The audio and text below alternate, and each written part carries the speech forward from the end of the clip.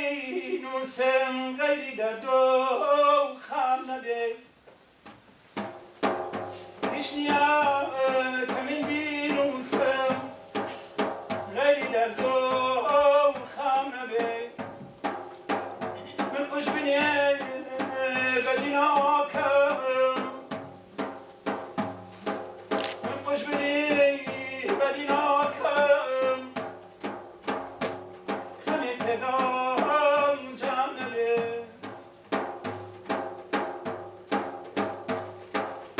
رولک کام همیشان رولک کام همیشان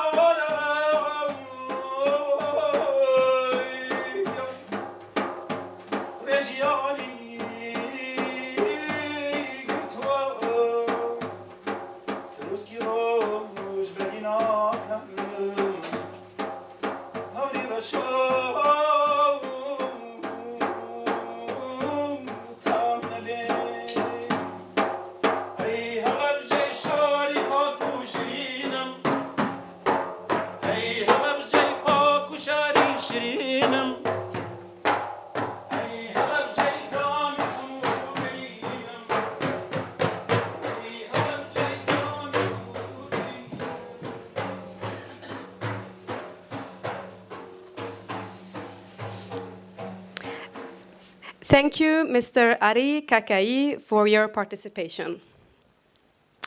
And now I'd like to present to you His Excellency, the Ambassador of the Republic of Iraq, Mr. Bakr Fattah Hussein.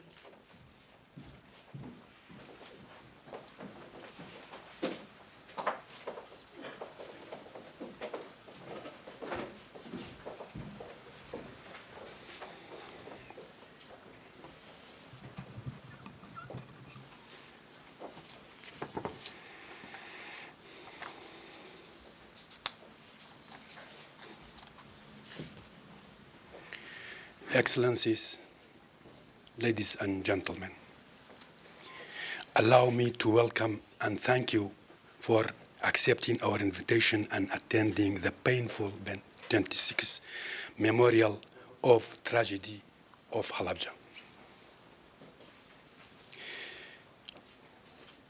It is the landmark of a long series of crimes carried out by Saddam Hussein against our people, and also an extension of other genocidal crimes committed by the regime against the Kurdish people.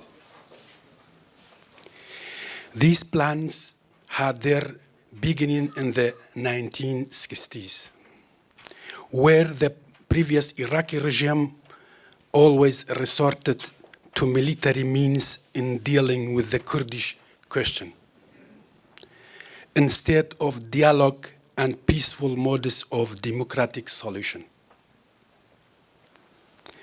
This implied an orientation and striving towards the elimination of the Kurdish people as an important part of the Iraqi society.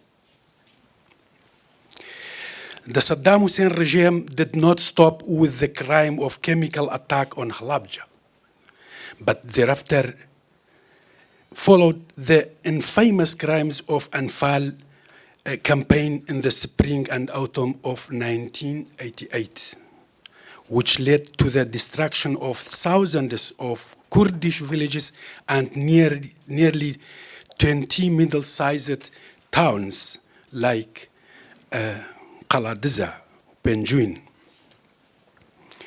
Hundreds of thousands of innocent Kurdish citizens disappeared. Many of their remaining were later found in mass graves discovered in central, southern Iraq and the western desert of the country after the fall of the brutal regime.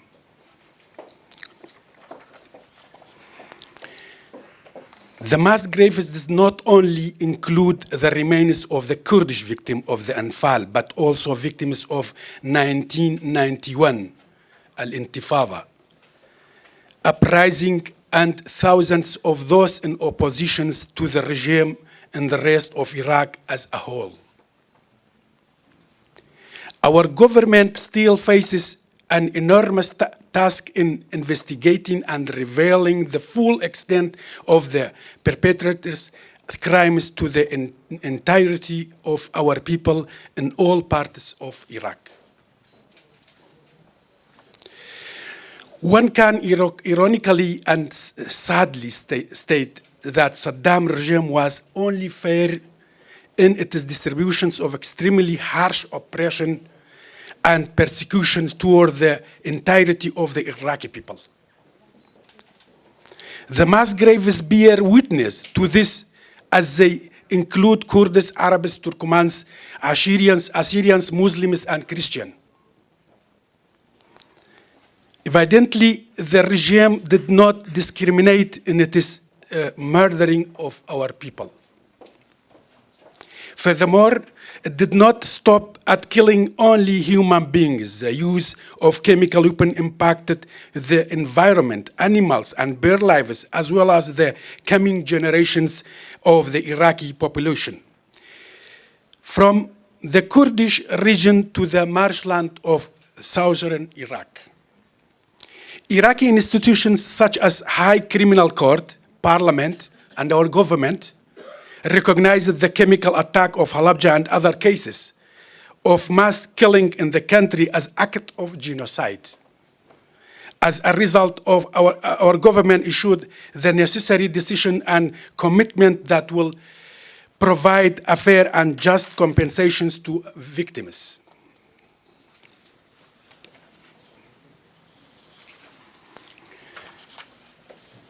The measure taken by our government have facilitated for ministers of human rights in Iraq and Ministry of Murders in Kurdistan Regional Government in their strives to expose these hideous crimes carried out by the former regime. For instance, 2 international conferences have been held in London 2011 and Geneva in 2013. It was a vital step in the process of preventing the occurrence of such crimes in the future. Accordingly, our government invited all countries to a summit in Halabja, in particular for the 30th International Conference on the Prevention of Chemical Weapons. The crimes of Saddam Hussein would not have continued if the international community had averted and denounced them. The tragedy of Halabja would not have occurred if the international community had denounced and condemned these crimes, while the former regime used poison gas in other regions before they committed the culminations of their crimes in Halabja. Part of compensations to the pains and suffering of Halabja's victims is the conversions of Halabja to a new government and province.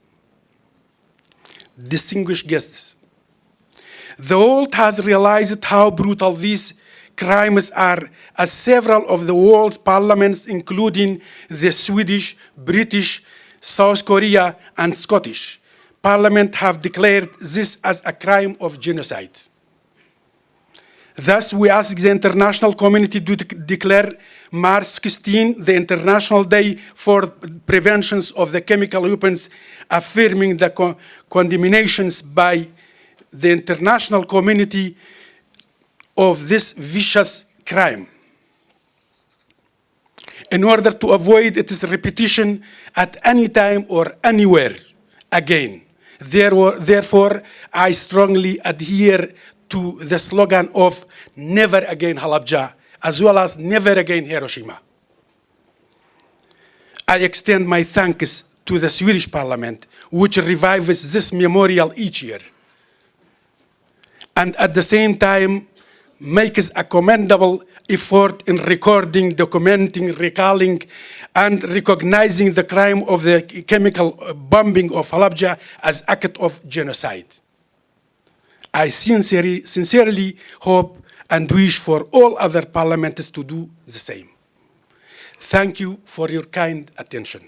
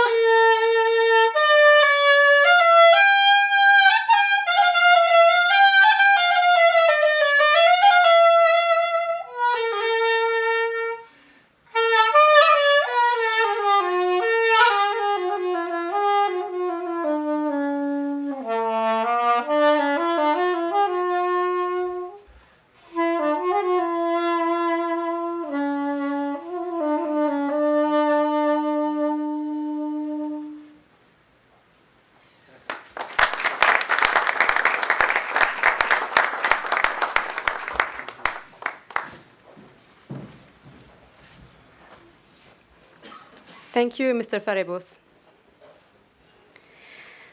And now I'd like to present to you His Excellency, the Ambassador of the State of Kuwait, Mr. Ali Ibrahim Al Nukhailan.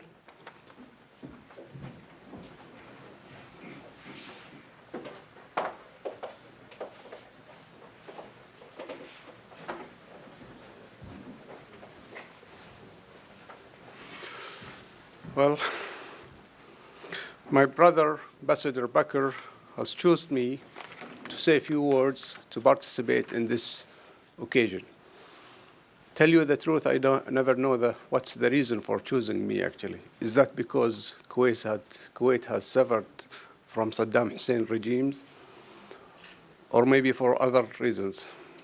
My brother Bakr, let me tell you something.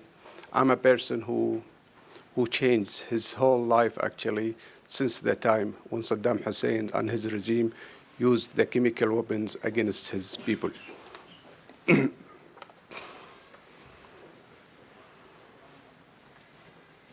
His Excellency, Ambassador Bakr Fattah Hussein, Ambassador of the Republic of Iraq, representative of Regional Government of Kurdistan, Republic of Iraq, Excellencies, Ambassadors, and members of Diplomatic Corps, ladies and gentlemen, Assalamu alaikum wa rahmatullahi wa barakatuh. On the morning of the day, 16th of March, 1998, the world was with a date for horrible crime of genocide. More than 7,000 people, children, old women, men, has killed in seconds. Today, in the commemoration of the crime of bombing Halabja with chemical weapons, we stand face to face in a situation that bridges to us and to the whole world the memory of genocide crime that the dictator of Iraq, Saddam Hussein, and his main figures of his dictator regime never afraid from committing. These crimes affected not only the Iraqi people, but also my people, the Kuwaiti people. The crime of Halabja remains most horrendous moment on the top of the criminal tendency that unfolded to the world, the fascist nature of Saddam's regime.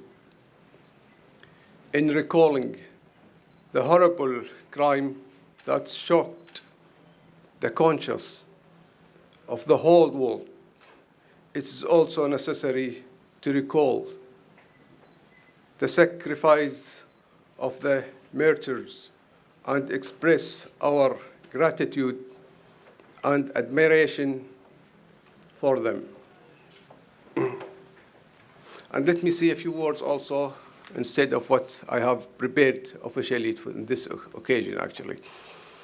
In 1991, I read a book called Cruelty and Silence, wrote by very famous Iraqi Kanan Makkiya.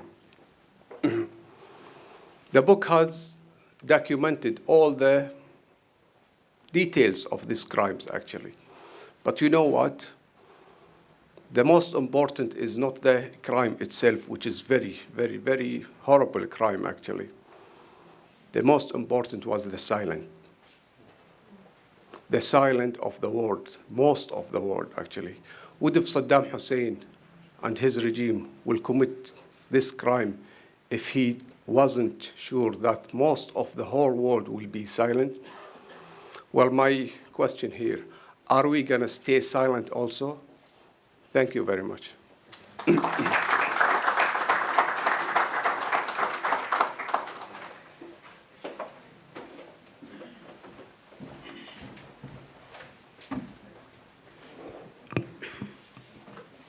Thank you, Mr. Ambassador. Now I'd like to present to you Mr. Shoresh Qadir Rahim, representative of Kurdistan Regional Government in Sweden and North Europe.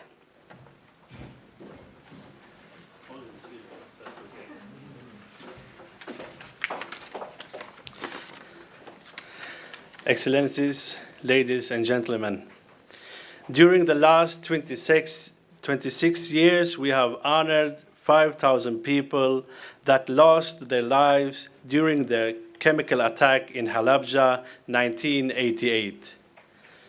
5,000 people got killed, 10,000 got injured, and 182,000 was buried alive during Saddam Hussein's Anfal campaign. So who were these 5,000, 10,000, and 182,000? It was someone's mom, dad, sister, brother. It was doctors, farmers, students, and children, a lot of children. Today, I want to tell you about one of those children that was there on the Wednesday, 16th of March, 1988. His name is Darun. We have a picture of Darun. That picture was taken 4 days before the gas attack on Halabja. Darun was 4 years old. He was out in the sunny Halabja playing with his friends. Darun was also watching the ground up preparing for Nowruz, the Kurdish New Year's. He was very excited since he knew that the Nowruz was also meant he will get new present and clothes. Darun's mom had told him how all friends and family would get together to celebrate this special day.